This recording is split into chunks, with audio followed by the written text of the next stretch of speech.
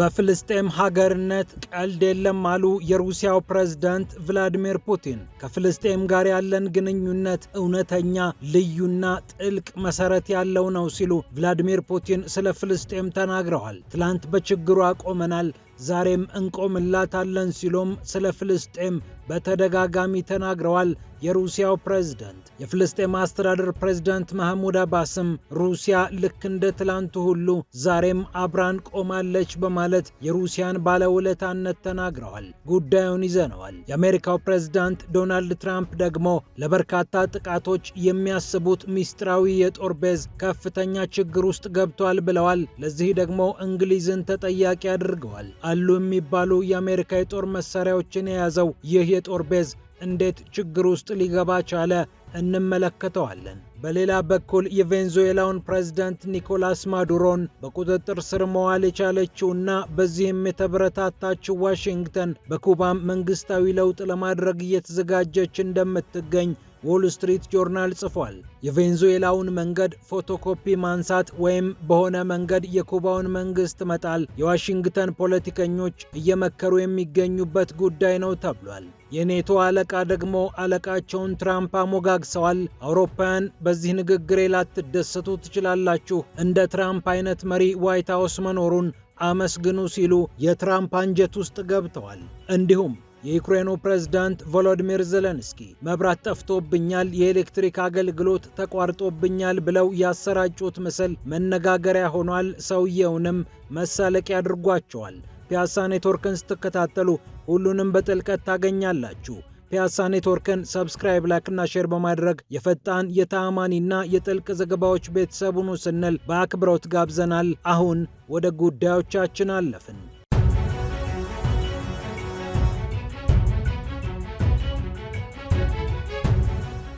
በፍልስጤም ሀገርነት ቀልድ የለም አሉ የሩሲያው ፕሬዝዳንት ቭላዲሚር ፑቲን። ከፍልስጤም ጋር ያለን ግንኙነት የረጅም ጊዜ እጅግ ልዩና ጥልቅ መሰረት ያለው ነው ሲሉ ፕሬዝዳንቱ ተናግረዋል። ይህንን የተናገሩት የፍልስጤም አስተዳደር ፕሬዝዳንት የሆኑትን ማህሙድ አባስን ካገኙ በኋላ ነው። የሩሲያና የፍልስጤም ጉዳይ ለረጅም ጊዜ የቆየና በደንብ የተሳሰረ ነው። ከፍልስጤም ጋር በሁሉም ነገር አብረን መስራት እንፈልጋለን፣ መነገድም እንፈልጋለን።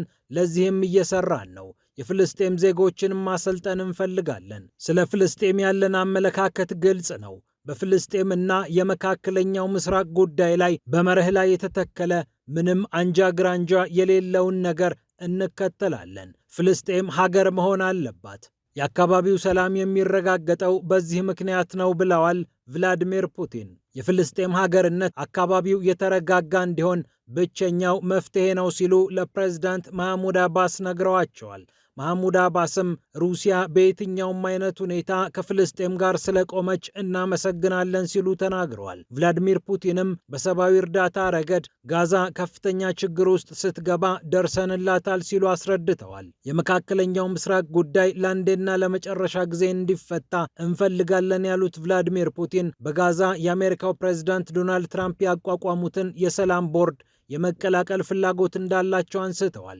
ቦርዱን ለመቀላቀል $1 ቢሊዮን ያስፈልጋል። ይህንን ደግሞ አውሮፓ ካገደብን ገንዘብ ቀንሰን መስጠት እንችላለን። ይህንኑም ጉዳይ ከአሜሪካዎቹ ጋር አውርተናል ብለዋል ቭላዲሚር ፑቲን። ቭላዲሚር ፑቲን በፍልስጤም ሀገርነት ላይ ቀልድ እንደማያውቁ ቢናገሩም ትራምፕ በጋዛ የጀመሩትን ነገር ግን ማወክ አልፈለጉም። አንደኛ፣ በመካከለኛው ምስራቅ ላይ ተወደደም ተጠላም የአሜሪካው ፕሬዝዳንት አሁንም ድረስ ጉልበት አላቸው።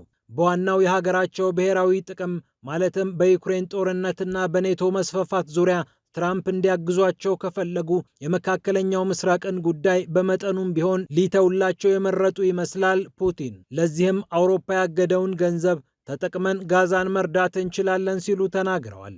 ማህሙድ አባስም ከ260 ሺህ ሰው በላይ ተገድሎብናል፣ ቆስሎብናል።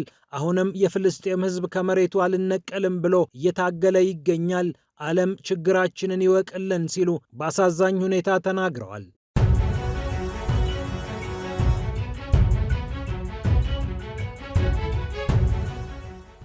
በሌላ በኩል የአሜሪካው ፕሬዝዳንት ዶናልድ ትራምፕ በዲየጎ ጋርሻ የሚገኘው የአሜሪካ የጦር ቤዝ ችግር ውስጥ እንዳይገባ የሰጉ ይመስላሉ።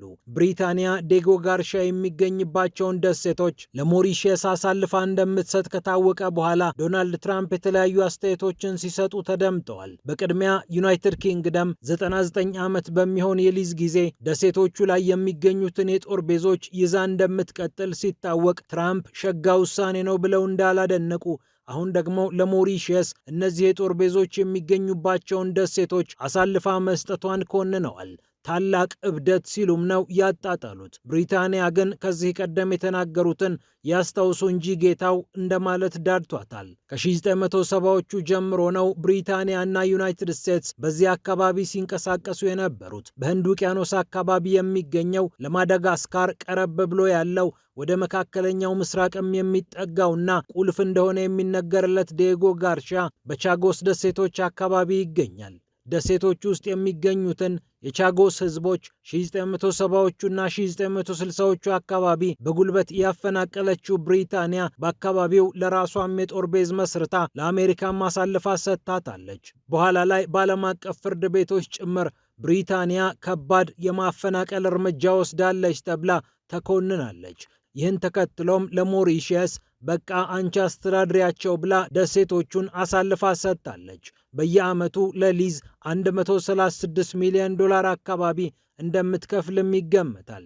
ዲየጎ ጋርሻ ቢ1 እና ቢ2 ስትራቴጂክ ቦምብ ጣይ አውሮፕላኖችን ጨምሮ በርካታ የአሜሪካ የጦር መሳሪያዎችን የተሸከመ የጦር ቤዝ ነው። በዚህም መሰረት አሜሪካ ቁልፍ መሆኑን ትረዳለች። አፍጋኒስታንን፣ ኢራቅን ስትደበደብ ይህንን የጦር ቤዝ ተጠቅማለች። ኢራንንም ከዚህ የጦር ቤዝ ተነስታ ልትደበደብ ትችላለች ተብሎ የነበረ ቢሆንም በኋላ ግን የኦፕሬሽኑ መልክ ተቀይሮ አሜሪካ ከገዛ ምድሯ ቢ2 የጦር አውሮፕላንን አሳፍራ ወደ ኢራን ልካለች። ምንም እንኳን ዲየጎ ጋርሻ በኢራኑ ድብደባ ባይሳተፍም ቢያንስ እንደ ማዘናጊያ አሜሪካ እንድትጠቀመው አድርጓታል። ቢ1 ላንሰርስ እና ቢ2 ስፒሪት ቦምቦችን እንዲሁም ቢ52 ስትራቶፎርትረስ የጦር አውሮፕላኖችን ይህ የጦር ቤዝ ይሸከማል። ትራምፕ ብሪታንያ የወሰነችው ውሳኔ የአሜሪካን የጦር ቤዝ ችግር ውስጥ ሊከተው ይችላል ብለው እየተናገሩ ይገኛሉ።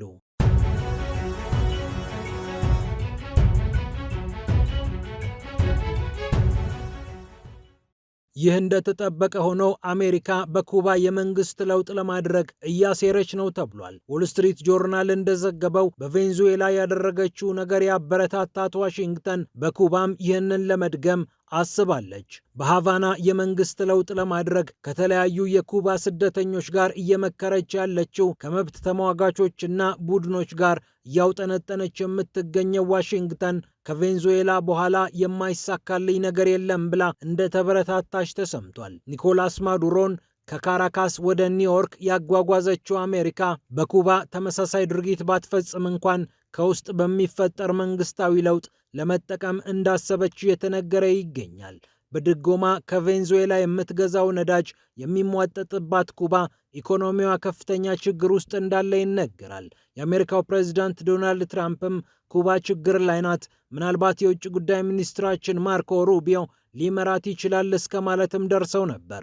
አጋር እያሳጡ ቀውስ እየፈጠሩ መንግስት መመንገልን ስራቸው ያደረጉት ዶናልድ ትራምፕ በኩባም የሚያደርጉት ነገር አይታወቅምና ዓለም ዜናውን ከሰማ ጊዜ ጀምሮ ጆሮውን ቀጥ አድርጎ ጉዳዩን እየተከታተለ ነው።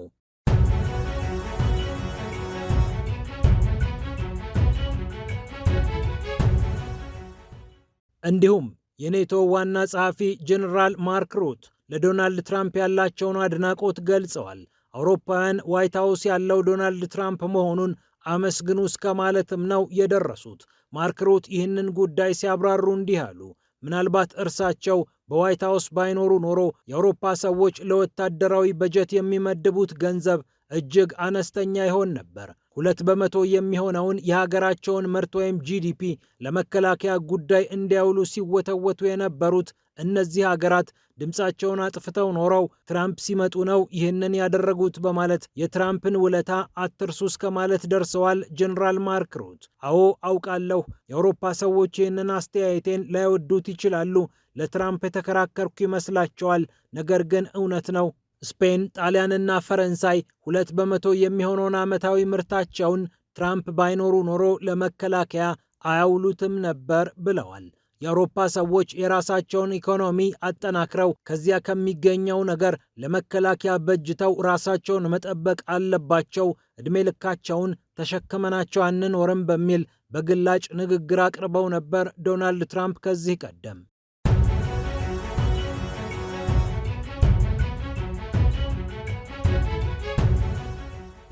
በመጨረሻም የዩክሬኑ ፕሬዝዳንት ቮሎዲሚር ዜሌንስኪ መብራት ጠፍቶብኛል፣ የኤሌክትሪክ አገልግሎት ተቋርጦብኛል፣ እኔም እንደናንተው ተንገላትቻለሁ ብለው በማህበራዊ ሚዲያና በተለያዩ መገናኛ ብዙሃን ያስለቀቁት የስብሰባ ምስል እያነጋገረ ይገኛል። ምስሉ ምንም እንኳን እንደ ማንኛውም የኪየቭ ነዋሪ እኔም የመብራት እጦት ሰለባ ሆኛለሁ ለማለት ተፈልጎ የነበረ ቢሆንም ፎቶግራፉን ጥንቅቅ አድርገው የተመለከቱ ባለሙያዎች ግን በምስሉ ላይ ብርሃን ይታያል፣ የብርሃን ምንጭ አለ፣ ይህ ማለት ፎቶግራፉ ልክ ባልሆነ መንገድ የተቀናበረ ነው፣ የዜሌንስኪ ቢሮ ይህንን እንኳን መስራት እንዴት ያቅተዋል ሲሉ ተሳልቀውባቸዋል።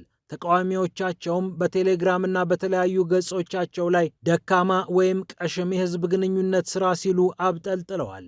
የሩሲያን ምት ተከትሎ በኪየቭ ከፍተኛ የኃይል እጥረት መኖሩ ይታወቃል። የኪየቭ ከተማ ከንቲባ ቫይታሊ ክሊሽኮም ቢቻላችሁ ኪየቭን ለቃችሁ ውጡ ማለታቸውም የሚታወስ ነው። ዜሌንስኪም እንደ ማንኛችሁም እኔም ችግር ላይ ነኝ፣ ብሶታችሁ ብሶቴ፣ ችግራችሁ ችግሬ ነው በማለት ያስተላለፉት መልእክት ቀሽም የህዝብ ግንኙነት ስራ ሆኖባቸው ብዙዎች እየተሳለቁባቸው ነው። ፒያሳ ኔትወርክን ስትከታተሉ ስለቆያችሁ ክብረት ይስጥልን ብለናል። ፒያሳ ኔትወርክን ሰብስክራይብ፣ ላይክና ሼር በማድረግ የፈጣን የተአማኒና የጥልቅ ዘገባዎች ቤተሰቡን ስንል በአክብሮት ጋብዘናል። ሰላም ለዓለማችን።